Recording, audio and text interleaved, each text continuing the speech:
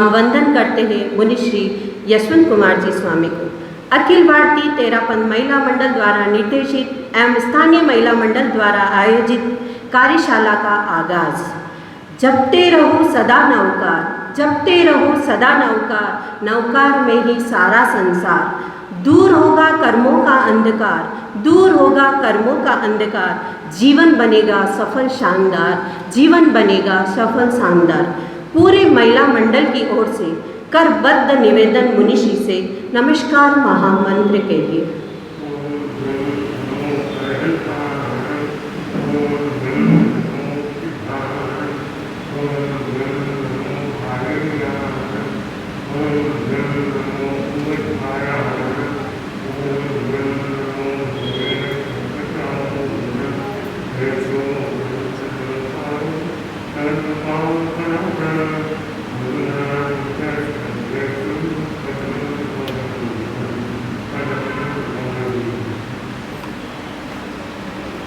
कार्यशाला के चमकते सितारे एबीडीएम की कार्य समिति सदस्य श्रीमती उषा जी सिसोदिया व मनाली जी चोडिया, आपका अभिनंदन। मंडल की कर्मठ अध्यक्षा जी, जागरूक मंत्री जी, द पावर ऑफ रीडिंग कार्यशाला में उपस्थित सभी सम्मानित बहनों एवं माताओं एवं बहनों को सादर जय जिनेंद्र। मैं निवेदन करती हूँ एबीडीएम की कार्य समिति सदस्य उषा जी सिसोदिया, मनाली जी चोडिया की अग्रिम पंक्ति में अपना स्थान ग्रहण करें। मंगल बेला, मंगल भाव, मंगल कार्यक्रम की हो शुभ शुरुआत। मंगलाचरण मंडल की बहनों की स्वर लहरी के साथ। मंडल की बहनों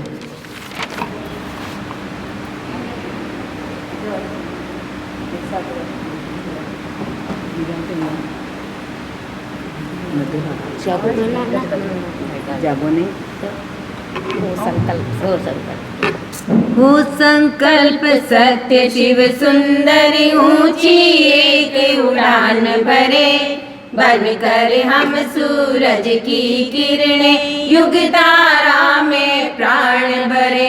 आओ बहनों जागो, बहनों आओ बहनों, हो लिखे क्रांति की नई ऋचाएं, खुद उनको पढ़ते जाए। शक्ति भक्ति की ज्योत जलाकर इतिहास नया गढ़ते जाए। मजबूत इरादों वादों से, मजबूत इरादों वादों से हम जागृति का आह्वान करें। बनकर हम सूरज की किरण युग तारा में प्राण भरे। आओ बहनों जागो, बहनों हुआ जागरण भाग्योदय से, तुलसी प्रभु की आभारी। अलख जगाती रहे रात दिन, जुड़े संग से एक तारी। ऊर्जा पाकर महाश्रमण से, ऊर्जा पाकर महाश्रमण से, हम चरणों को गतिमान करें। बनकर हम सूरज की किरणें युग धारा में प्राण भरे। आओ बहनों जागो, बहनों हो।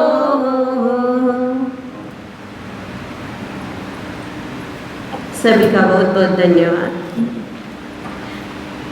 द पावर ऑफ रीडिंग का मतलब है पढ़ने की शक्ति। पढ़ना मस्तिष्क का रसायन है। जीवन को चलाने के लिए ज्ञान जरूरी होता है। स्वाध्याय एक ऐसा प्रयोग है जिसकी प्रतिदिन आराधना करने से नवीन किरण का उदय होता है। जैसे महाप्रज्ञ जी महाज्ञानी तो तुलसी गणी कंप्यूटर माइंड थे। श्रेष्ठ पुस्तकों में वो ताकत है जो नरक को स्वर्ग में बदल सकता है, नेगेटिव थॉट्स को पॉजिटिव थॉट्स में बदल सकता है। जैसे धागे में पिरोई हुई सुई गुम नहीं होती, वैसे ही पढ़ने से व्यक्ति का मार्ग प्रशस्त होता है। रीडिंग की महत्ता को समझते हुए स्वयं अंतर जागरण करें और नया दृष्टिकोण प्राप्त करें। चेहरे पर मधुर मुस्कान। चेहरे पर मधुर मुस्कान, व्यवहार में शालीनता हमारी संस्था का कुशल नेतृत्व कर रही अध्यक्षा मीना जी कांटे। वेलकम स्पीच के लिए मेरा निवेदन अध्यक्षा जी से।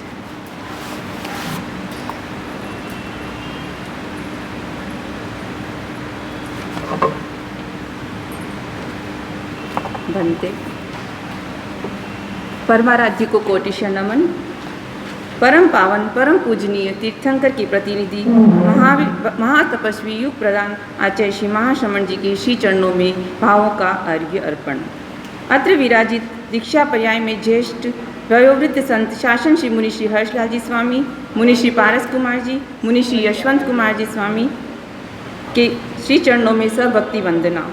आज की कार्यशाला में गरिमामय उपस्थिति है हमारे भिलवाड़ा महिला मंडल से नव मनोनीत राष्ट्रीय कार्य समिति सदस्य श्रीमती उषा जी सिसोदिया, श्रीमती मनाली जी चौरड़िया, संरक्षक परामर्शक माताओं बहनों, कार्यकारिणी सदस्य एवं उपस्थित महिला मंडल की सक्रिय जागरूक प्यारी बहनों, सादर जय जिनेन्द्र। मैं इस महनीय कार्यशाला में आप सभी का हार्दिक स्वागत अभिनंदन करती हूँ।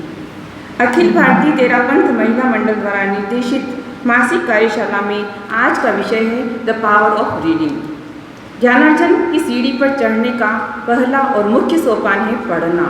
जिस तरह बॉडी को फिट रखने के लिए फिजिकल एक्सरसाइज आवश्यक होती है, वैसे ही मस्तिष्क को स्वस्थ एवं सक्रिय रखने के लिए पढ़ना अर्थात मेंटल एक्सरसाइज आवश्यक होती है।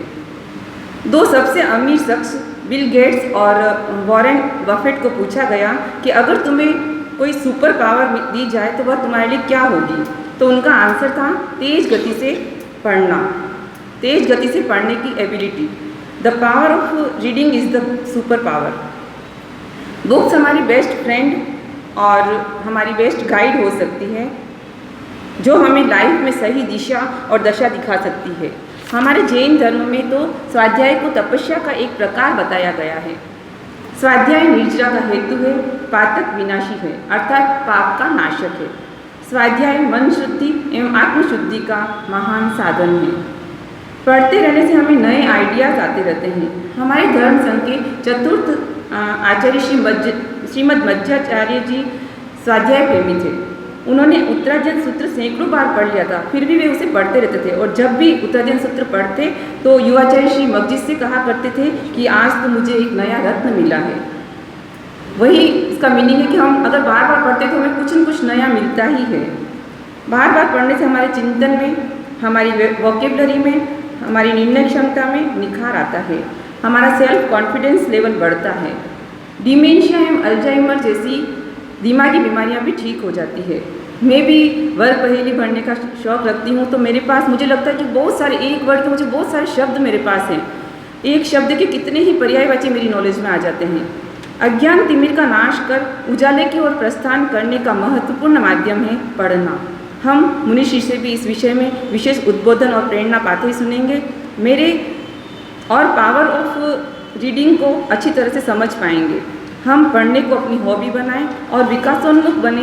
इन्हीं मंगल भावों के साथ पुनः आप सभी का स्वागत अभिनंदन, मुनिश्री के प्रति अनंत अनंत कृतज्ञता।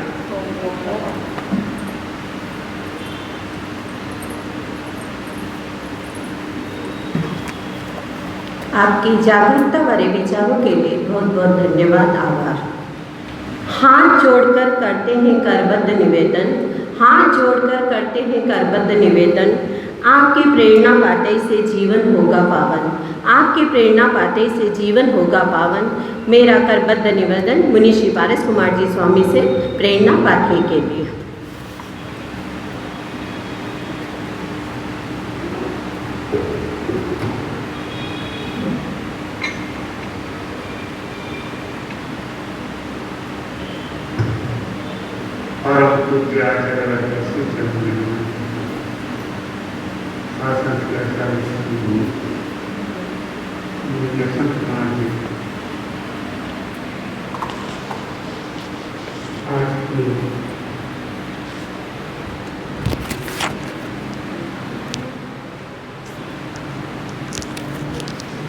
है जिसके रूप में या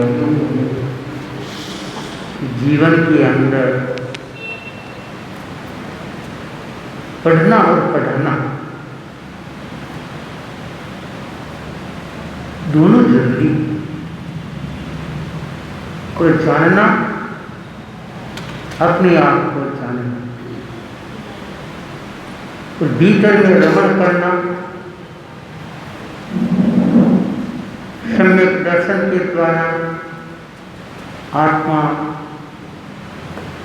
उज्जवल बनाना। हम नहीं जानेंगे तो कहा जाता है अधूरा जीना, अधूरा जीना है। और ज्ञान जानने की एक कला है, और जो जितना जानने की कोशिश करता है वह भी बतला सकता है, और जानने का द्वार खुल जाता है तो कहा जाता है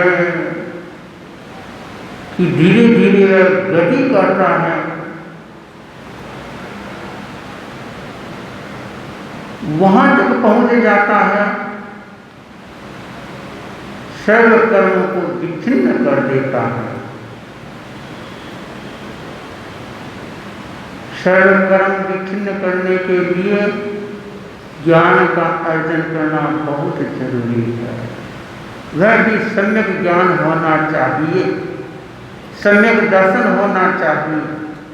सम्यक ज्ञान, सम्यक दर्शन, सम्यक चारित्र है तो वह निश्चित मंजिल पहुंच जाता है। जाने कुछ सो अनजाने अनपार, लगन खोजरी लाग जा, खुले अजाना द्वार। अजाना द्वार को खोलने के लिए हमारी इच्छा जागृत होनी चाहिए, और जो स्वयं की इच्छा जागृत हो जाती है तो वह भव के बंधन को भी तोड़ देता है, और अपनी आत्मा तक पहुंचने के लिए सर्व बंधनों को मुक्त हो जाता है। तो हम सर्व बंधन से मुक्त होने के लिए आस्थावान बने। आस्था क्या है? सम्यक दर्शन है। और आस्था जम गई तो हम कहते हैं कि देव अहिंद है, गुरु निग्रंथ है। धर्म केवल ज्ञानी के बतलाया हुआ वह नारा धर्म है, बाकी लौकिक प्रवृत्तियां हैं। जितनी भी प्रवृत्तियां चल रही हैं वह संसार को बढ़ाने वाली है। घटाना है तो देव गुरु धर्म को समझना जरूरी है। जब हम देव गुरु धर्म को नहीं समझ पाते हैं तब हम कहते हैं अरे ज्ञान तो अर्जन किया परंतु सम्यक ज्ञान प्राप्त नहीं हुआ। और सम्यक ज्ञान प्राप्त नहीं होता है तब वह विपरीत श्रद्धा हो जाती है, और विपरीत श्रद्धा होती है कहते हैं मिथ्यात्व का ज्ञान अर्जन किया है, मिथ्यात्व बन गया।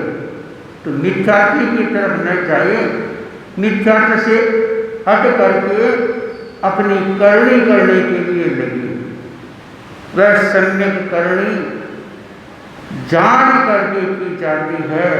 तो ज्ञान, सम्यक ज्ञान होना बहुत जरूरी।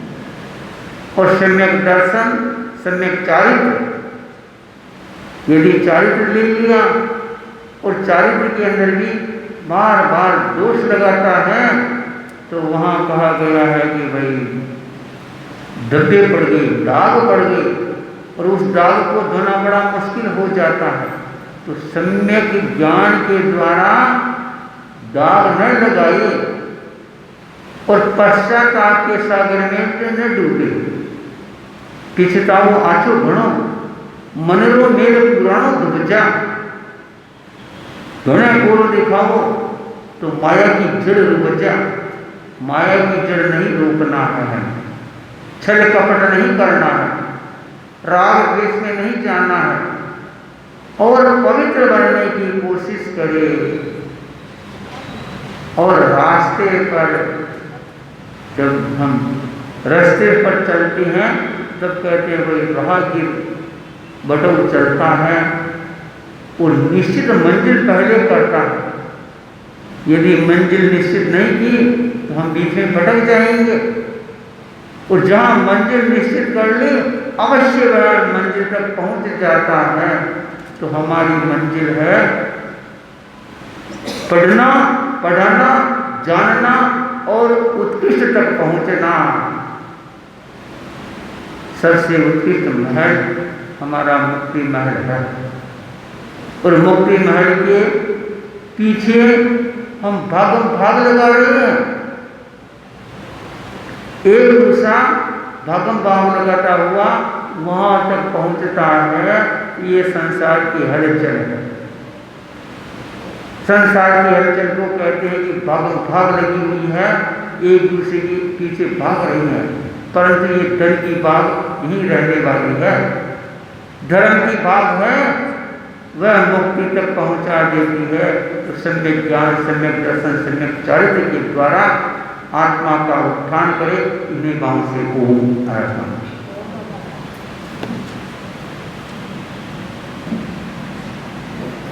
सचमुच आपके प्रबुद्ध विचारों को सुनकर हमारा सभी का जीवन बहुत पावन होगा। मीठी बात चेहरे पर मुस्कान, मीठी बात चेहरे पर मुस्कान। मनाली जी आप बनो एबीडीएम की शान, मनाली जी आप बनो एबीडीएम की शान।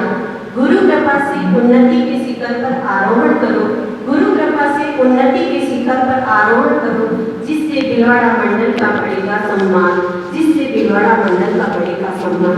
मेरा निवेदन मनाली जी से जोड़ दे।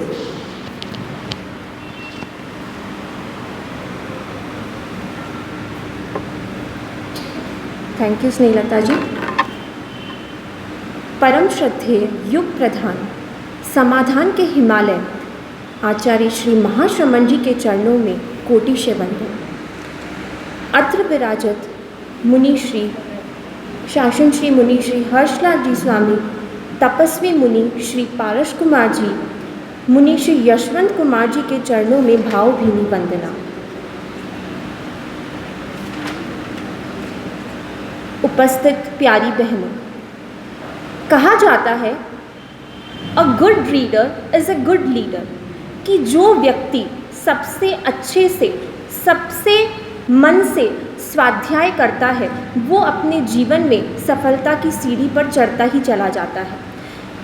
एक महान दार्शनिक नेपोलियन बोनापार्ट ने कहा था कि इस धरती पर हर इंसान को जो कुछ भी चाहिए, उसे क्या क्या चाहिए, कि मैं अपनी बहनों से कुछ जवाब चाहूँगी कि हम अपने जीवन में क्या चाहते हैं, क्या चाहते हैं, किस चीज़ की हम अपेक्षा रखते हैं, किसकी अपेक्षा रखते हैं। हम अपेक्षा रखते हैं शांति की, रखते हैं सुख की, समृद्धि की, भौतिकता की तो हमारे दिमाग में रहता ही है कि वो भी हमारे लिए ज़रूरी है, लेकिन मन की शांति, इन सब चीज़ों की ज़रूरत एक व्यक्ति को अपने हर जीवन के हर स्टेज पर होती है। तो नेपोलियन बोनापार्ट ने कहा था कि हम हमारी गुत्थी, हर प्रश्न का समाधान जहाँ से प्राप्त कर सकते हैं, वो सारे प्रश्न, उन सबके उत्तर किताबों में लिख दिए गए हैं। ठीक है, हमें ज़रूरत है उन किताबों को पढ़ने की, उन्हें जानने की, उन्हें समझने की। यदि हम इस रीडिंग के पावर को समझ लें तो शायद जीवन की कोई भी समस्या हमारे लिए बड़ी नहीं होगी। रीडिंग कहूँ, स्वाध्याय कहूँ, या स्वयं से स्वयं को जानने का, आत्मनिरीक्षण करने का एक मार्ग कहूँ, ये सब है स्वाध्याय। स्वाध्याय करने का क्या तरीका होना चाहिए, किन किताबों को पढ़ना चाहिए, किस समय पर पढ़ना चाहिए, ये सब भी एक प्रश्न है। किन बुक्स को हमें अपने जीवन की दैनिक दिनचर्या में शामिल करना चाहिए। बहुत सारी बुक्स हमारे अवेलेबल रहती है। हमारा जैनिज्म, और यह कह दूँ कि स्पेशली तेरापंथ का जो साहित्य है वो इतना विशाल है कि शायद हमें कहीं भी और बाहर कोई भी किताबें पढ़ने की आवश्यकता नहीं है। इतना विशाल साहित्य आचार्य तुलसी साध्वी प्रमुखा श्री कनक प्रभा जी ने जो कृतियाँ लिखी हैं, उनकी कृति में एक एक शब्द इतना भाव भरा है कि शायद जीवन की कोई भी समस्या उसके सामने बड़ी नहीं है। तो रीडिंग का जो पावर है, ये अपने आप में एक विशिष्टतम है जो हमें हर समस्या से समाधान दिलाता है। रीडिंग के कुछ इम्पॉर्टेंट पॉइंट्स मैं यहाँ पर डिस्कस करना चाहूँगी कि जब भी हम रीडिंग करें तो हमारा फोकस कैसे इंक्रीज़ हो, हमारा कंसंट्रेशन कैसे बढ़े। हम जब रीड करते हैं तो मुझे लगता है कि मैं खुद CA पास आउट और CA/CS, तो जब भी मैं पढ़ती थी तब मेरे हाथ में हमेशा एक पेन या पेंसिल होना ज़रूरी है ताकि हमारा कंसंट्रेशन उस बुक्स के साथ बना रहे, उस बिंदु के साथ बना रहे। सेकेंड पॉइंट जो मुझे लगता है ज़रूरी है रीडिंग करते टाइम कि हम एक एक शब्द को ना पढ़ के 2-3 शब्दों के ग्रुप्स के साथ अगर उसे पढ़ेंगे तो हम उस बुक को जल्दी और कंसंट्रेशन के साथ उसको कंप्लीट कर पाएंगे। 3 पॉइंट्स हैं जो हमें रीडिंग करते टाइम ध्यान रखने हैं, पावर ऑफ रीडिंग को इम्प्रूव करते टाइम जो हमें ध्यान रखने। First, read the right book.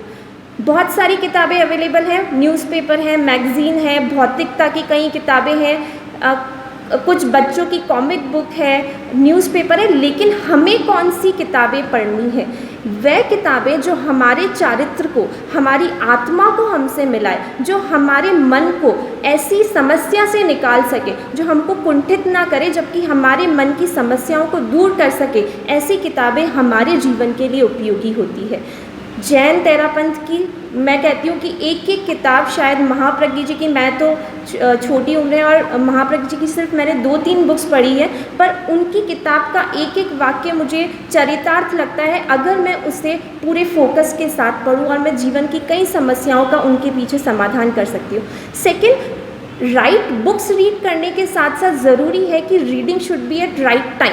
आप जब कब रीड कर रहे हो, आपके घर में बहुत सब जने बातें कर रहे हैं, अगर आप उस समय पुस्तक को लेके और रीडिंग टाइम को चूज़ करोगे तो मुझे नहीं लगता कि आप उस रीडिंग टाइम पे फोकस कर पाओगे। आप चाहे 10 मिनट पढ़ो या 15 मिनट्स पढ़ो, 5 मिनट्स पढ़ो, लेकिन ज़रूरी है कि वो समय जो हो वो क्या हो, उपयुक्त हो। और थर्ड, रीड रेगुलरली। हमने 6 महीने में एक पेज पढ़ा, वो बिल्कुल भी चरितार्थ नहीं है, वो बिल्कुल भी साक्ष्य नहीं है। आपके जीवन में अगर परिवर्तन लाना है तो वो शायद चाहे 5 मिनट्स हो, 10 मिनट्स हो या 15 मिनट्स हो, आप स्टार्टिंग कर सकते हैं, लेकिन ज़रूरी है कि उस रीडिंग को रेगुलर बनाया जाए। तो ये तीनों पॉइंट्स अगर हम अपने रीडिंग स्किल्स में डालते हैं, read the right book, second read on the right time and third read regularly, यदि हम तीनों पॉइंट्स को कवर करते तो शायद मुझे लगता है कि हम रीडिंग को कई मायनों में अपनी ज़िंदगी में सफल बना सकते हैं और कई समस्याओं से इस रीडिंग के माध्यम से हम अपने जीवन में निजात पा सकते हैं। बीज को अगर वृक्ष बनना है तो उसे पूरी तरह तो टूटना ही होगा, और पत्थर को अगर प्रतिमा बनना है तो उसे अपने आप को झरझर कर कर तभी वो प्रतिमा बन पाएगी, और दूध को अगर घी बनना है तो उसे भी तपना ही होगा। हमने मानव जीवन लिया है तो हमें अगर उसे साकार करना है, चरितार्थ बनाना है, कहीं ऊंचाइयों तक पहुंचना है, उन महानतम व्यक्तित्व तक पहुंचना है, तो हमें जो सुबह उठते ही हम सबसे पहला काम क्या करते हैं, मोबाइल फ़ोन ओपन किया, व्हाट्सएप, फेसबुक, इंस्टाग्राम, कुछ भी मिस नहीं होना चाहिए। ये सारी चीज़ें हम देते हैं। हमारी लाइफ का 90% फोकस, 90% कॉन्सेंट्रेशन, 90% एनर्जी किस में चला जाता है, मोबाइल में, because we are giving 90% of the time to the mobile. ठीक है, हम अपने जीवन का 90% टाइम किसको दे रहे हैं, मोबाइल को। मैं अपनी भी बात कर रही हूँ, दे रहे हैं, ठीक है, क्योंकि इसका और कोई ऑप्शन है नहीं। और ये एक एडिक्शन बन गया है आज हमारे जीवन का। हमारे जीवन में तो बहुत लेट आया है ये एडिक्शन, और बच्चों के जीवन में अभी से आ चुका है। तो हमें ज़रूरत है कि हम अपने जो बुक्स को एक फ्रेंड के रूप में अपनाएं और बच्चों को भी इसको इंट्रोड्यूस करें कि वो कम से कम 5 to 10 मिनट्स एक बुक, कोई अच्छी बुक रीड करें ताकि उनके जीवन में एक अच्छा परिवर्तन हम ला सकें।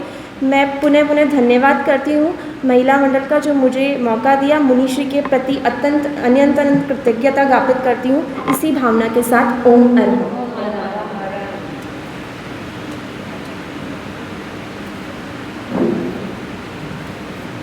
द पावर ऑफ रीडिंग कार्यशाला में मनाली जी के प्रभावी विचारों के लिए बहुत बहुत धन्यवाद।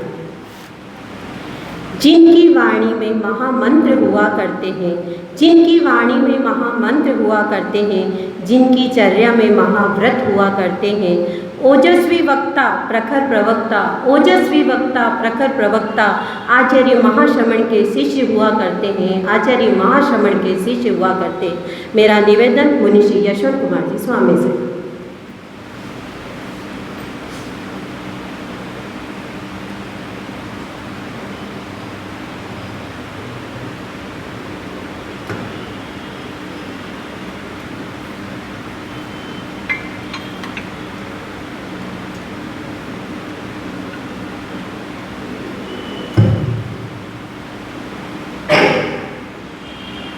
पन्नगीत सुरेन्द्रित कौशिके पाद संस्पृशि निर्विशेष मनस्काय श्री वीर स्वामिने नमः। वीरराज पुरुष भगवान महावीर को सभक्ति वंदना। श्रद्धेय शासन श्री मुनि श्री हर्षलाल जी स्वामी को सभक्ति वंदना। पारस कुमार स्वामी को सभक्ति वंदना। उपस्थित महिलाएं, मानव के लिए पढ़ना ठीक वैसा ही है जैसे एक संगमरमर का जो टुकड़ा है उसके लिए शिल्प कला। एक शिल्पी होता है, वह संगमरमर के टुकड़े को तराशता है और उसे एक सुंदर रूप, सुंदर आकार दे देता है। ठीक वैसे ही जो व्यक्ति पढ़ता रहता है वो पढ़ने के साथ अपने भीतर की जो पाश्विक प्रवृत्तियां हैं उनको छोड़ता रहता है और दिव्य गुणों का विकास करता रहता है। तो पढ़ना यानी कि जीवन का निर्माण करना। अगर पढ़े और पढ़ने के साथ उसे गुने नहीं तो वह पढ़ना भी भारभूत। संस्कृत के अंदर एक कहावत है, ज्ञानम भार क्रिया बिना, कि वह ज्ञान भार है जिसमें कोई क्रिया नहीं है। तो हम लोग जब पढ़ते हैं, पढ़ने के बाद उसे हम जीवन व्यवहार में उतारें तब तो वो पढ़ना सार्थक हो जाएगा। केवल पढ़ा लेकिन पढ़ने के बाद न तो उसके ऊपर कोई चिंतन हो रहा है, न उसका हमारे जीवन के ऊपर कोई प्रभाव पड़ रहा है, न जीवन व्यवहार में हम उसका कहीं उपयोग कर रहे हैं, तो वो पढ़ना भी कोई सार्थक नहीं है। और अब रही बात कि पढ़ना क्या चाहिए, तो हर व्यक्ति के लिए ये नियम अलग होता है, लेकिन ये नियम सबके लिए है कि अपने फील्ड की या अपने इंटरेस्ट की चीज पढ़ी जाए, तब तो हमारा मन भी वहाँ लग जाएगा और हम उसे ग्रहण भी कर लेंगे। और ऐसी कोई बुक उठा ली, ना तो हमारे समझ में आ रही है और ना हमारा कोई इंटरेस्ट है, तो फिर उसको पढ़ना यानी कि टाइम को बर्बाद करना और टाइम भी तनावपूर्ण स्थिति के अंदर पास करना। और जो चीज़ हमारे रुचिगत होती है अगर हम उसको पढ़ते हैं तो टाइम कब निकल जाता है पता ही नहीं चलता।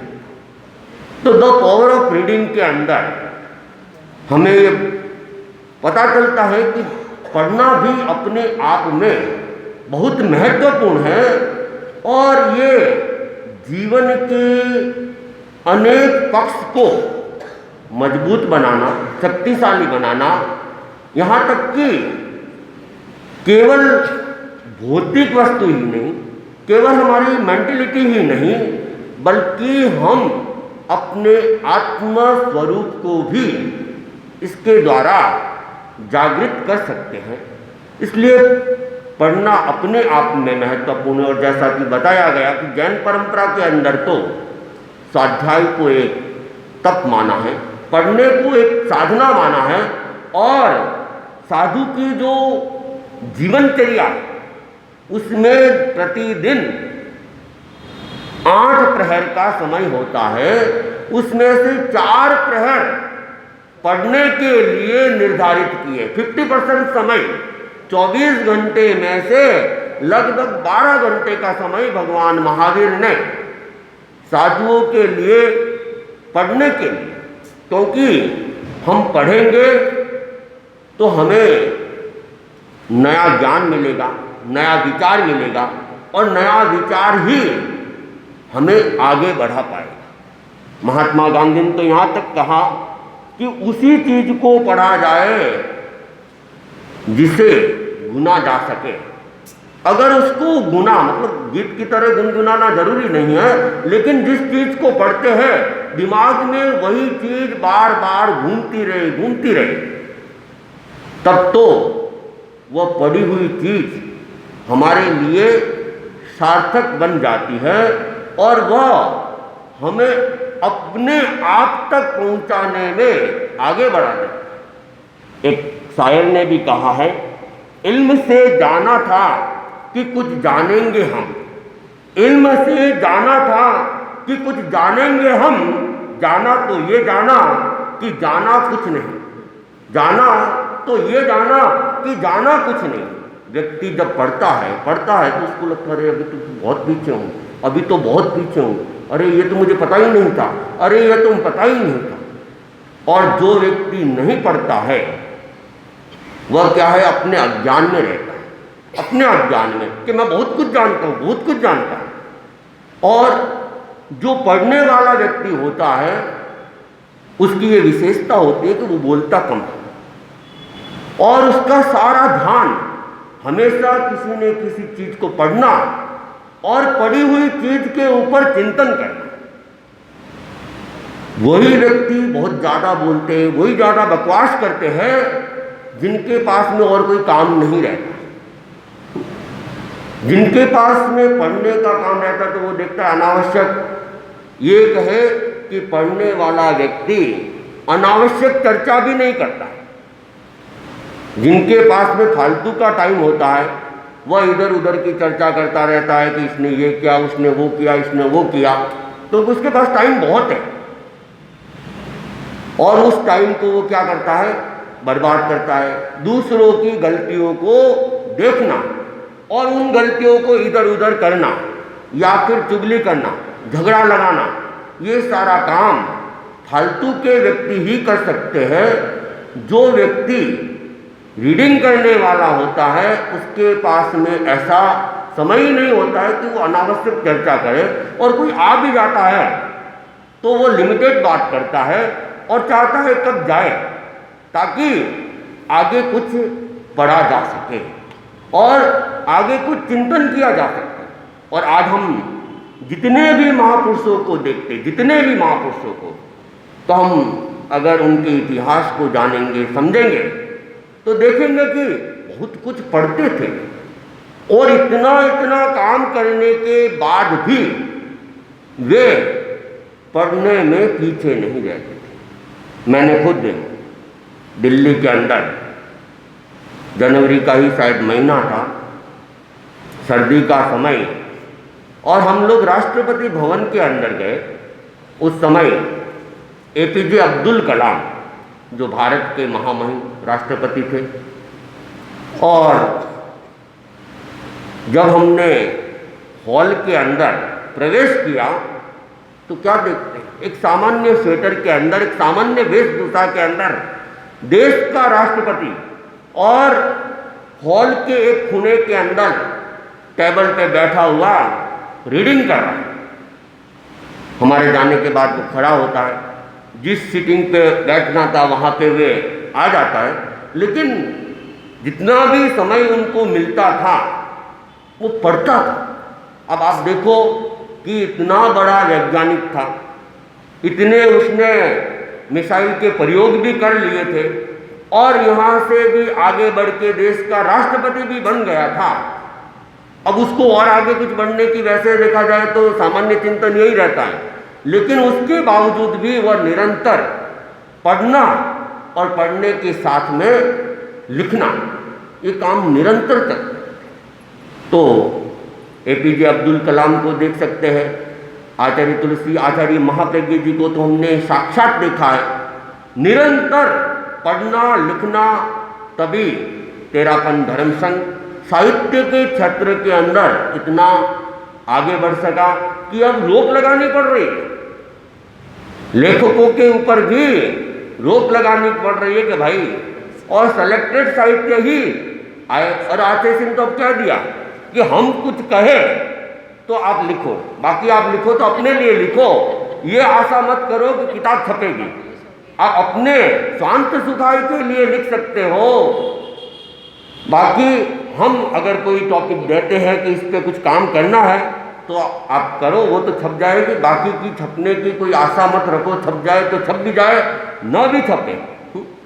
और इतने जो राइटर तैयार हुए, तो ये भी आचार्य तुलसी और आचार्य महाप्रज्ञ जी की प्रेरणा थी, बार बार प्रेरणा देते रहते थे, पढ़ते रहते थे। और जो व्यक्ति पढ़ता है वही बोल सकता है। बोलेगा क्या? बोलने से पहले पढ़ना बहुत जरूरी है।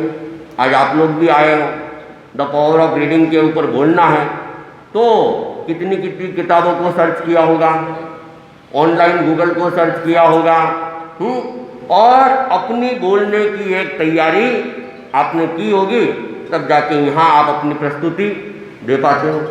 संयोजन कर रहे हैं तो संयोजन के लिए भी तैयारी चाहिए, कोई बोल रहा है तो बोलने के लिए भी तैयारी चाहिए। और हम लोग भी बोलते हैं, तो मुझे तो एक सूत्र ही मुनि श्री धर्मेश कुमार स्वामी ने दे रखा है कि जब भी बोलो पहले उसको अच्छे से पढ़ लिया करो। हालांकि मेरा इसमें प्रमाद है कि जितना पढ़ना चाहिए या जैसे तैयारी करनी चाहिए, मैं एंड मोमेंट के ऊपर तैयारी करने की कोशिश करता हूँ, तो ये भी एक प्रमाद है। लेकिन तैयारी हमेशा, क्योंकि जो भी सुनने के लिए आ रहा है वो अपने अमूल्य समय को निकाल के आ रहे हैं, तो उन्हें हम कुछ भी प्रेषित करें तो व्यवस्थित प्रेषित करें, नहीं तो हम श्रोताओं के साथ न्याय नहीं कर रहे हैं। और ये न्याय नहीं करना भी हमारा अपना अपराध है। इसलिए रीडिंग बहुत जरूरी है। और मैं जब भी जहाँ भी जाता हूँ, किसी घर में भी जाता हूँ, लाइब्रेरी दिखती है, किताबें दिखती है, तो ध्यान जाता है कौन कौन सी किताबें। एक बार तो दिमाग में कभी पता नहीं काम आ जाए, कोई किताब लगती है तो तत्काल एक बार ले भी लेता हूँ, और बार बार। और मेरा हमेशा यही रहता है, मैं अपनी जो जो कुछ विषय है उसके ऊपर ही फोकस करता हूँ, विशेष करके कि उन चीज़ों को पढ़ूँ जो मेरे प्रवचन के अंदर काम आ सके। तो उसको टिक मार्क भी करता रहता हूँ, नोटिंग भी लेते रहते हैं। नोटिंग के तरीके बदल गए, लिखवाने की बजाय आजकल ऑनलाइन काम होने लग गए हैं, तो और टेक्निकल रूप से काम में लेते हैं। तो हम पढ़ते रहेंगे तो क्या हमारा ज्ञान भी विकसित होगा। और जितने भी और भी हम चाहे क्रिकेटरों को देखें, अभिनेताओं को देखें, नेताओं को देखें, वे आत्मकथा भी लिखते हैं, उनके अनुभव हमें प्राप्त होते हैं। हम स्टोरी पढ़ते हैं, हमें पिछला अनुभव भी प्राप्त होता है, और उससे एक नई शिक्षाएं भी हमें मिलती है। मैंने सुना मुकेश अंबानी, जो भारत का सबसे बड़ा धनवान व्यक्ति है, अमीर व्यक्ति है, लेकिन वह भी प्रतिदिन 5 से 6 बुक, रोज 5 से 6 बुक, कुछ कुछ पेज वह रोज पढ़ता है, क्योंकि उसी से उसे मिलता है कि आगे मुझे और क्या करना है, बिजनेस के फील्ड में और आगे कैसे बढ़ना चाहिए, और किस तरह से मैं और अपने आप को डेवलप कर सकता हूँ। तो जो भी व्यक्ति है, चाहे आध्यात्मिक फील्ड हो चाहे भौतिक फील्ड हो, अगर हम कुछ पढ़ेंगे तो हम कुछ कर पाएंगे। इसलिए पढ़ने के महत्व को समझे, और क्या पढ़ना, कितना चाहिए पढ़ना, कैसे पढ़ना। वैसे विषय बहुत लंबा है, टाइम क्रॉस हो रहा है, इसलिए मैं ज़्यादा, मेरे पास पॉइंट तो बहुत है, अगर मैं सारे पॉइंटों को टच करना चालू करूंगा तो 1 घंटा हो जाएगा। तो मैं अपनी बात को यही विराम दे रहा हूँ और यही प्रेरणा दे रहा हूँ कि हम स्वाध्याय के महत्व को समझें और उसे जीवन में अपनाने की कोशिश करें। चाहे ज़्यादा ना भी हो, दिन का एक पेज भी आप पढ़ने की कोशिश करें और एक पेज के ऊपर भी हम चिंतन करेंगे, गुनगुनाएंगे, हमारा ज्ञान का विकास होता जाएगा। ओम अर्हम्।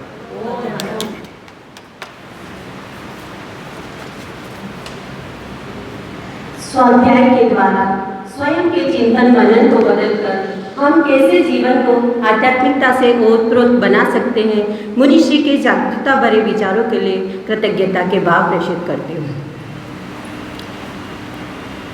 इस बात पर मैं एक बात आप सभी को कहना चाहती हूँ कि हम सभी सामायिक करते हैं, सब धर्म से ओतप्रोत हैं, पर हम मतलब सभी की भावना ऐसी होनी चाहिए कि धर्म आचरण में उतरना चाहिए, जीवन व्यवहार में झलकना चाहिए।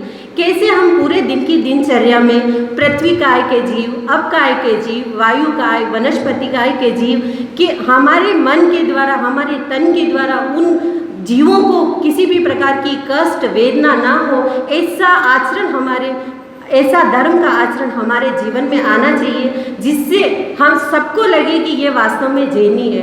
तो मेरी एक ऐसी भावना है, और ऐसा हो कि दूसरों को कष्ट पहुँचे तो अपने दिल में भी एक दुख होना चाहिए कि हमारे कारण किसी को कष्ट पहुँच रहा है। तो ऐसे पृथ्वी, वो छोटे छोटे जीव न तो बोल सकते हैं, न कुछ कर सकते हैं, लेकिन हम स्वयं तो सब देख रहे हैं। तो हमारा विचार और हमारी भावना उन कायों के प्रति, उन जीवों के प्रति ऐसे दया भाव रहे, जिससे हमारा धर्म सुरक्षित रहे। ओम अर्हम्। पंख है तो उड़ान भी होगी, पंख है तो उड़ान भी होगी, हौसले बुलंद है तो मंजिल भी मिलेगी, हौसले बुलंद है तो मंजिल भी मिलेगी। अपने हुनर और सादगी व संकल्प से, अपने हुनर और सादगी व संकल्प से उषा जी को ABTM में सफलता भी मिलेगी, उषा जी को ABTM में सफलता भी मिलेगी। द पावर ऑफ रीडिंग कार्यशाला के भाव के साथ संविधान के बारे में संक्षिप्त जानकारी उषा जी सिसोदिया के द्वारा।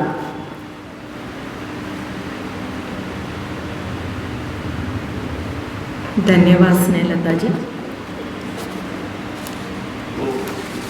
वीतराग की प्रतिमूर्ति, मानवता के सजग प्रहरी आचार्य श्री महाश्रमण जी के चरणों में कोटि शरण नमन।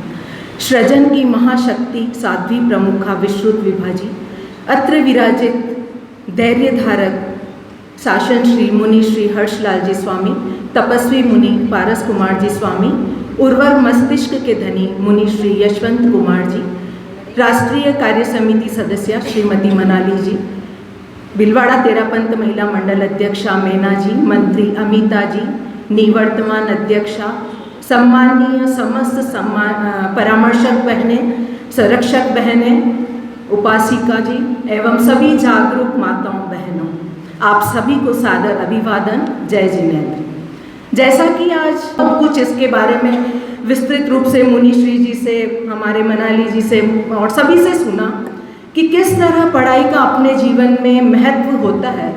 4 पंक्तियों में मैं बताना चाहूँगी, नज़र को बदलो तो नज़ारे बदल जाते हैं, नज़र को बदलो तो नज़ारे बदल जाते हैं, सोच को बदलो तो सितारे बदल जाते हैं।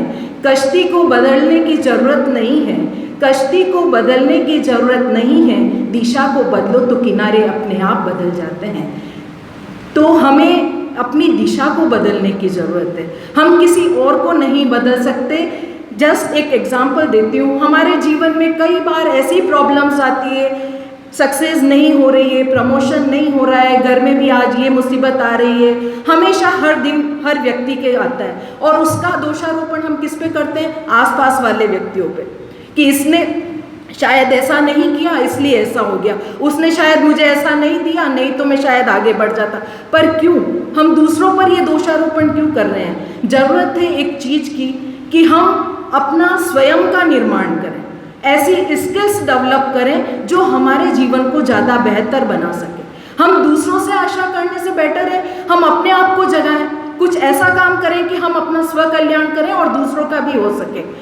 जैसा कि बताया गया है कि लीडर्स आर ऑलवेज रीडर्स, जैसे कि मेरे पूर्व वक्ताओं ने भी बताया कि जरूर सभी लीडर्स में ऐसा कोई कॉमन फैक्टर तो रहा होगा कि उन्होंने कुछ तो ऐसा अनुभव या कैसा अध्ययन किया होगा, तभी वह हम सबको कुछ हमारा नेतृत्व कर पा रहे हैं, हमें कुछ दे पा रहे हैं। और वो कॉमन फैक्टर है उनका रीडिंग। रीडिंग ही ऐसा कॉमन फैक्टर समझ आता है जो उनमें नेतृत्वता के गुण देता है, हम लोगों को ज्ञान प्रदान करता है। ऐसे कई एग्जाम्पल, जैसा मुनिश्री जी ने अब्दुल कलाम जी के बारे में बताया, उनकी डेथ के बाद उनकी प्रॉपर्टी के रूप में उनके घर से 2500 पुस्तकें मिली। यही उनकी एक प्रॉपर्टी, मेन प्रॉपर्टी थी। वही उनका जीवन था कि उनने पढ़ना पढ़ना पढ़ना। इसी तरह कौन संदीप माहेश्वरी मोटिवेशनल स्पीकर को नहीं जानता। उसकी जीवन में भी कई फेल्योर्स आए। उन फेल्योर्स को फेसेस करने के बाद भी उसने सोचा कि मैं कोई अच्छी बुक्स लिखता हूँ, पर उन अच्छी बुक्स को लिखने से पहले खुद उसने 25 पुस्तकों का अध्ययन किया और बिजनेस, मार्केटिंग, इन सब से फिनेंस रिलेटेड उसने बुक्स पढ़ी। उसके बाद उसने अपनी बुक्स लिखी और वही बताता है कि रीडिंग ही उसके सक्सेस का द्वार है। आज जो भी सक्सेस मिली उसको पढ़ने और अनुभव मात्र से ही मिली है। अमेरिका का पूर्व राष्ट्रपति कुछ ही समय पहले उन्होंने अपनी बेटियों को बुक्स का एक कोर्स दिया। उन कोर्स के माध्यम से उन लोगों ने सीखा कि कितना इफेक्टिवली कम समय में ज़्यादा बुक्स को वो पढ़ पाएँ, ताकि उन्हें नए नए ज्ञानार्जन हो सके। ऐसे कई एग्जाम्पल मिलेंगे। भगत सिंह से समझ लो, और प्रत्यक्ष को शायद प्रमाण की जरूरत नहीं है, जैसा मुनिश्री जी ने और सबने फरमाया। हमारे सभी, आप पूज्य गुरुदेव से सभी चारित्र आत्माओं तक देख लें, और मैं अभी भी लगातार यही नोट कर रही थी, आप तीनों चारित्र आत्माएं बराबर रीडिंग ही कर रहे थे। अपना हर पल, एक भी पल आप वेस्ट नहीं करते, और ये हमारे सीखने लायक है। साध्वी श्री नगीना श्री जी एक बार घर पे विराजे थे। उनकी आंखों की दृष्टि इतनी, मतलब उन्हें लेंस यूज़ करना पड़ता था। बैठे थे, दिन में भी जब भी बैठते, कभी वो फ्री बैठे ही नहीं थे, लेंस लेकर अपना अध्ययन करते ही रहते। तो मैंने जिज्ञासावश पूछ लिया, मत्थन में अगर आप लेंस यूज़ करते हैं तो आंखों पे? बोले नहीं, इससे कुछ नहीं होता है, इससे मेरा मन लगा रहता है, मुझे अपने ज्ञान की वृद्धि होती है। सचमुच जितना पढ़ेंगे उतना ज्ञान की वृद्धि होगी। आखिर ऐसा क्या खजाना है? तभी सब कहते हैं कि रीडिंग रीडिंग रीडिंग। रीडिंग हमें न्यू आइडियाज़ देता है, इमेजिनेशन पावर बढ़ाता है और हमारी साइकोलॉजी को पॉजिटिव करता है। तभी तो कहा गया है कि books are the best friends. कहा जाता है कि सक्सेसफुल कब हो सकते हैं और हमारा कोई भी अंकन कैसे कोई कर सकता है। तो एवरेज, ऐसा एक रिसर्च से पता चला है, हमारे जो 5 जन बेस्ट, हमारे जो नियरेस्ट रहते हैं, उनका अगर एवरेज निकालो तो वह आदमी, मतलब जो ये इमेजिनेशन कर रहा है, वह हमारा अंकन भी कर पाता है कि इन 5 का एवरेज क्या है, तो इसमें क्या गुण होंगे। हमें हमेशा अच्छी संगत में रहना चाहिए। सक्सेसफुल आदमी के साथ तो हम इसलिए नहीं रह सकते कि उनके पास समय नहीं है, क्यों हमें वो समय देंगे। तो हम सक्सेसफुल आदमी किसे माने? हम बुक्स, जो एक सक्सेसफुल आदमी जिन्होंने बनाई है, जिन्होंने साहित्य का सृजन किया है, हम उनको ही अपना दोस्त बना लें। तो सबसे बेस्ट हमारे फ्रेंड्स कौन होंगे? बुक्स। तो हमें ऐसी बुक्स हमेशा पढ़ते रहना चाहिए जो सक्सेसफुल मैन ने बनाई है। हमें हमारे जीवन का गोल पता होना चाहिए, हमें लक्ष्य पता होना चाहिए। जैसा मुनिश्री जी फरमाते कि ऐसा नहीं है हम कुछ भी पढ़ बैठे, हमें जीवन का लक्ष्य पता होकर उसी से संबंधित बुक्स अगर पढ़ते रहेंगे तो हम अपने गोल को प्राप्त करने में ज़रूर सक्षम होंगे। अब जैसा कि मुझे आज आदेश और निर्देश दिया गया कि संविधान के बारे में भी कुछ बताना है, तो मैं थोड़ा ब्रीफली, क्योंकि बहुत ज़्यादा उपस्थिति भी नहीं है और ऐसा नॉर्मली जनरल मीटिंग में हो तो बहुत अच्छा है, पर जैसा कि आज विषय रखा गया तो मैं ब्रीफली उसको बता देती हूँ।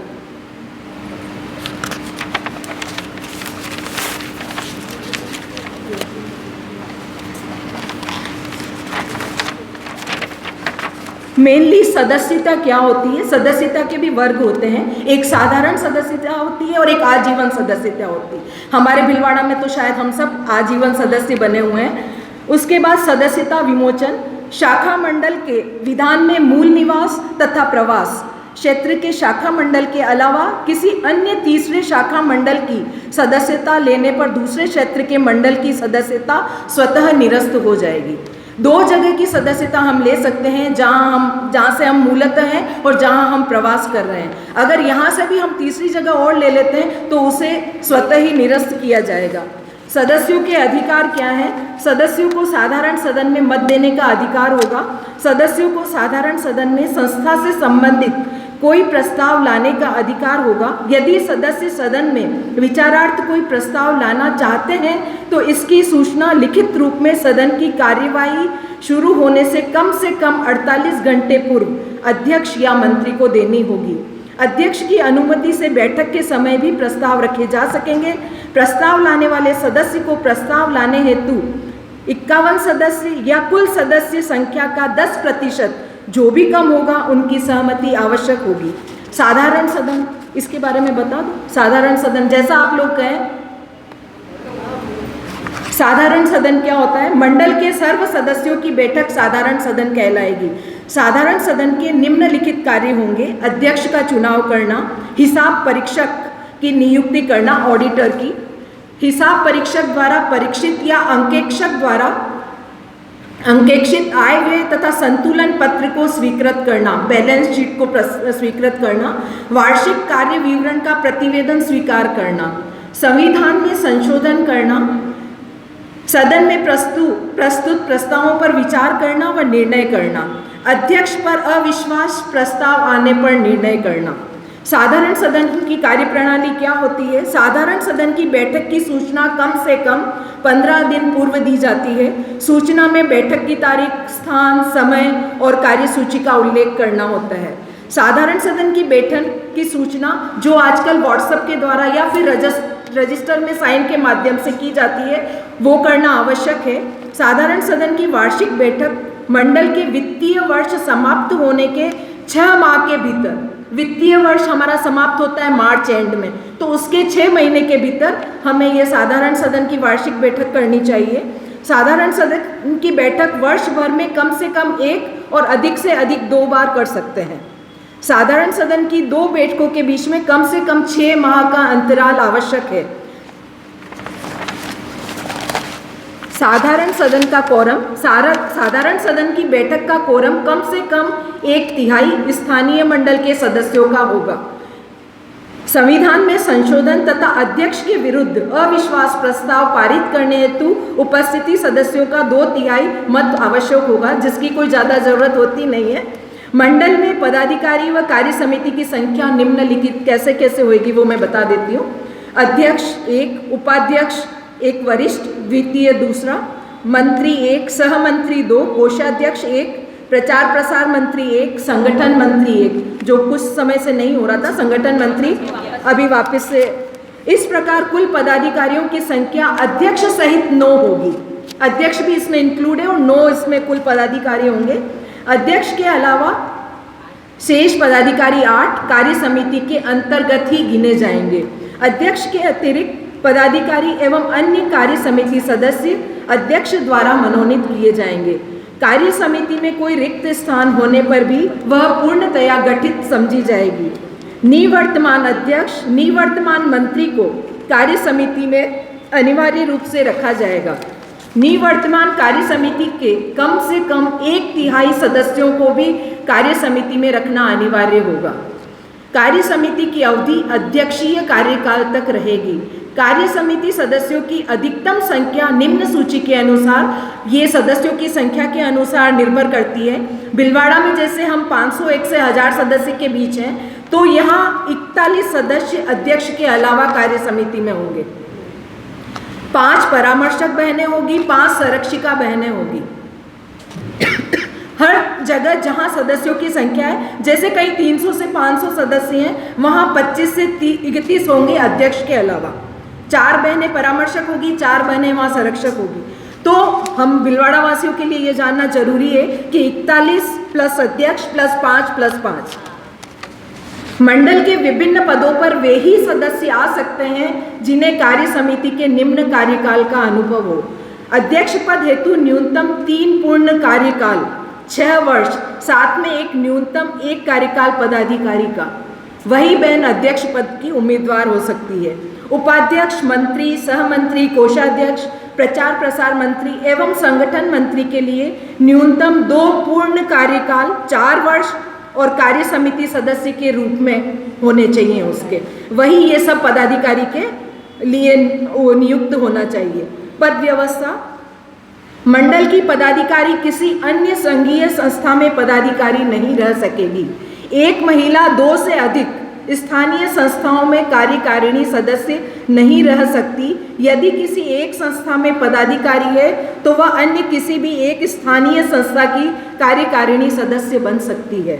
यदि किसी महिला की 2 संघीय संस्थाओं में 2 पदों की स्थिति बन जाती है तो 3 महीने के भीतर किसी भी एक पद से मुक्त होना होगा। बाद में बता, ठीक है। बस 7 रजिस्टर जो आप सबको पता है मैं बता दूंगा, इसको विस्तृत रूप से एक बार जनरल मीटिंग में बता दिया जाए।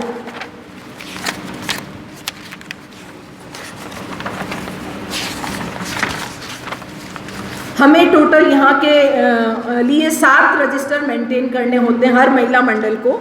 1 मिनट रजिस्टर जो भी मीटिंग होती है उसको पूर्णतः नोट किया जाता है। इसमें एजेंडा रजिस्टर, कार्यकारिणी बैठक की सूचना जिसमें निहित होती है, सदस्यता रजिस्टर जिसमें सारे ही मेंबर्स लिखे जाते हैं, आय व्यय रजिस्टर जो कोषाध्यक्ष उसको मेंटेन करते हैं, इतिहास रजिस्टर जिसमें जहाँ से संस्था प्रारंभ हुई सभी अध्यक्ष एवं पूरी टीम उसमें इंक्लूड होनी चाहिए। वह रजिस्टर एक अलग से जहाँ हर 2 वर्ष बाद उसको मेंटेन करने की जरूरत होगी।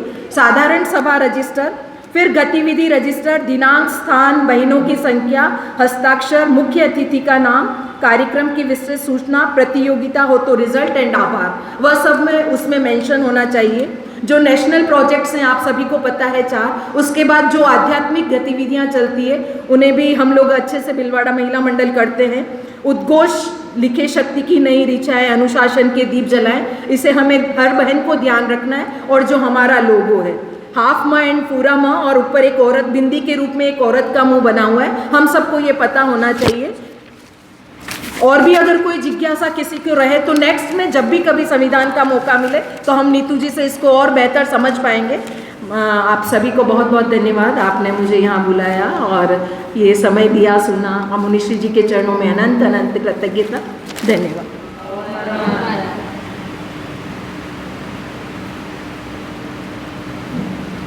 संविधान की संक्षिप्त जानकारी के लिए उषा जी का बहुत बहुत धन्यवाद। जिनका चिंतन है सकारात्मक, जिनका चिंतन है सकारात्मक, स्मित मुस्कान है मनहारक, ऐसे शासन श्री का चातुर्मास पाकर, ऐसे शासन श्री का चातुर्मास पाकर तेरापन समाज हुआ है लाभान्वित, तेरापन समाज हुआ है लाभान्वित। पूरे महिला मंडल की ओर से करबद्ध हाथ जोड़कर निवेदन मुनिश्री से।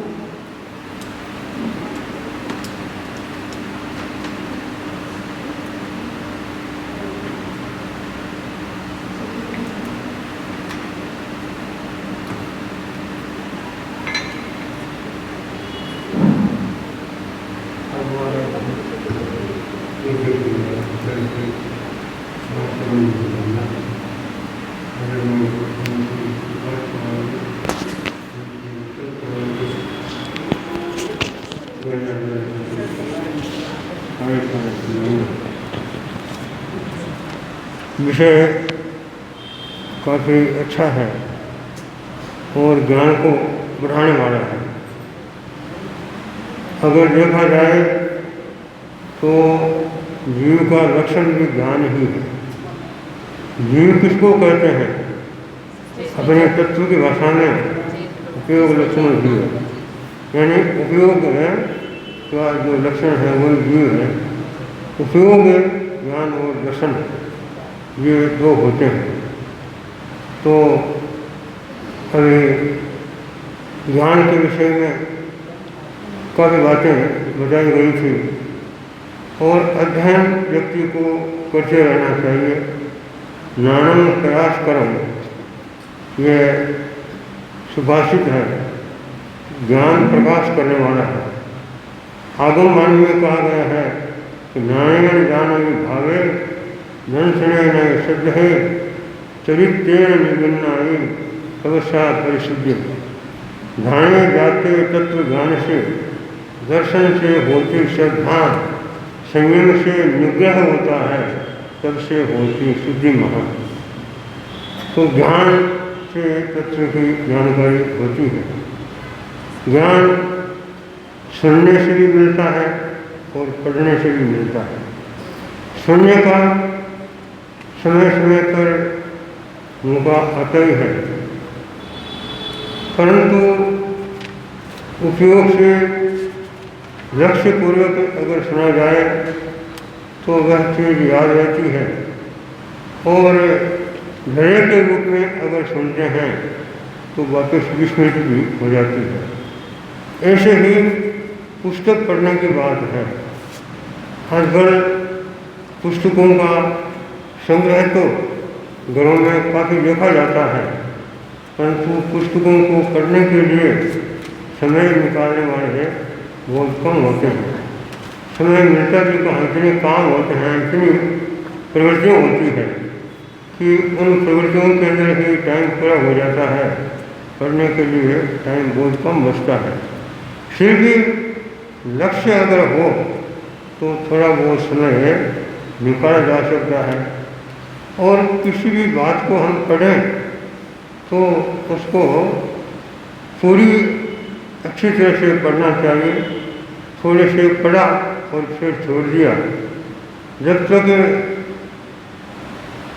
पूर्व से आखिर तक है उस चैप्टर को, उस विषय को नहीं पढ़ा जाए, वहाँ तक वह ग्रहण नहीं होता है। तो एक विषय को, एक पाठ को एक पूरा करके ही फिर बाद में छोड़ना चाहिए, ताकि वो हमारे कुछ पल्ले पढ़ सके।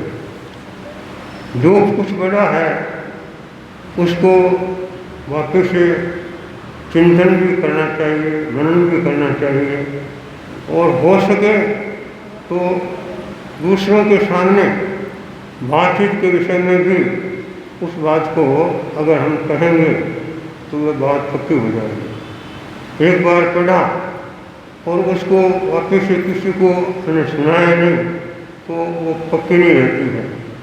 दूसरों को सुना दिया जाए, व्याख्यान के अंदर व्याख्यान के विषय में वह चीज़ आ जाए तो और भी सुनने में सुकून वाली बात हो सकती है। हमने ऐसे कई व्यक्तियों को देखा है, सुना भी है कि उम्र से वे काफ़ी वृद्ध हो गए, किंतु फिर भी उनमें पढ़ने की ललक थी तो पुस्तक हाथ में ले लेते और अक्सर उसको वे पढ़ते रहते। हालांकि क्या पढ़ रहे हैं, क्या बात आ रही है, वह समझ में शायद उनके नहीं आती होगी, फिर भी वे पढ़ते हैं। और हमारे यहाँ अपनी भाषा में कहते ना कि खोजंत पानी और गोखंत विद्या। अगर घोषपूर्वक हम पढ़ेंगे तो थोड़ी बहुत विद्या प्राप्त होगी, और एक ही जगह पर अगर हम खोजेंगे तो पानी भी निकल सकता है। तो पढ़ने के साथ में थोड़ा घोष भी साथ में रहे तो वह और भी ज़्यादा अच्छा रह सकता है। तो बहनों ने एक कार्यशाला रखी और इस कार्यशाला के अंदर मुंशी यशवंत कुमार जी का एक वक्तव्य काफ़ी शोधपूर्ण हुआ था। बहनों ने भी काफ़ी कहा था, बात सुनने ने भी बताया था, और मैं भी आपसे कहता हूँ कि पढ़ने के लिए ज़रूर समय निकालें और उसको बार बार पढ़ें तो वो कुछ ज्ञान हो और उससे जीवन के अंदर कुछ संस्कार बढ़े, किसी भावना के साथ में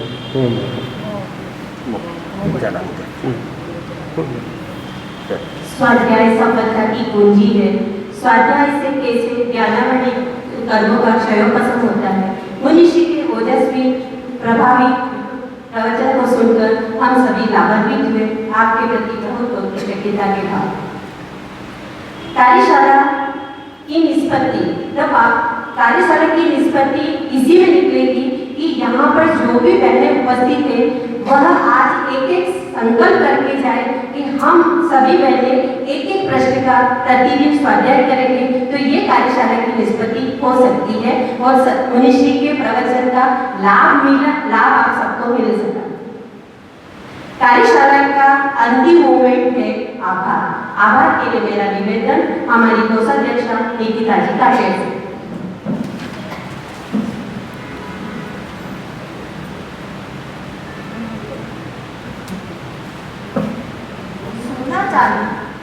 सोना चांदी और हीरे मोती इसके समक्ष पक्ष कोयले का दाना है, शब्दों की ताकत को पहचानो, निहित इसमें अनमोल खजाना है। शब्दों की ताकत को पहचानो, निहित इसमें अनमोल खजाना है। परम श्रद्धेय आचार्य श्री महाश्रमण जी के चरणों में कोटि श्री वंदन। अत्र विराजित शास्त्री श्री मुनि श्री हर्षलाल स्वामी, मुनि श्री पारस कुमार जी, मुनि श्री यशवंत कुमार जी के चरणों में भाव भरा वंदन। हमारे राष्ट्रीय महिला मंडल की कार्य समिति सदस्य श्रीमती उषा जी सिसोदिया व श्रीमती मनाली जी चोरिया का भाव भरा स्वागत अभिनंदन एवं यहाँ पर उपस्थित सभी महिला मंडल के सदस्यों को सादर जय जी। आज आभार की इस कड़ी में सर्वप्रथम मैं मुनि श्री हर्षलाल जी स्वामी, मुनि श्री पारस कुमार जी एवं मुनि श्री यशवंत कुमार जी के प्रति अनंत अनंत कृतज्ञता प्रेषित करती हूँ कि उन्होंने हमें पावर ऑफ रीडिंग के महत्व के बारे में बताया एवं अपने उद्बोधन से हमें कृतज्ञ किया। मैं आभार ज्ञापित करती हूँ हमारी राष्ट्रीय कार्य समिति सदस्य श्रीमती उषा जी सिसोदिया व श्रीमती मनाली जी चोरिया का, जिन्होंने अपना अमूल्य समय हमें प्रदान किया व हमें हमारे महिला मंडल के संविधान के बारे में बताया। मैं आभार ज्ञापित करती हूँ महिला मंडल भिलवाड़ा के अध्यक्ष श्रीमती मैना जी पाटिल व मंत्री श्रीमती अमिता जी पाटिल का, उन्होंने इस कार्यशाला का आयोजन किया। आभार की इस कड़ी में मैं आभार ज्ञापित करती हूँ श्रीमती स्नेहलता जी जावत का, जिन्होंने अपने कुशल संचालन से इस कार्यक्रम का नियोजन किया। अंत में मैं सभी पधारी हुई महिला मंडल के सदस्यों का आभार ज्ञापित करती हूँ जो अपना अमूल्य समय निकालकर इस कार्यशाला में पधारी एवं इस कार्यशाला को सफल बनाया।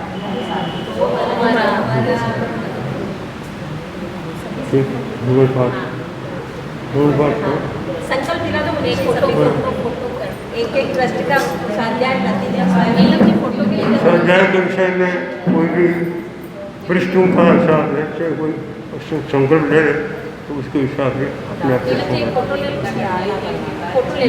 पृष्ठ, 2 पृष्ठ, 3 पृष्ठ, 5 पृष्ठ।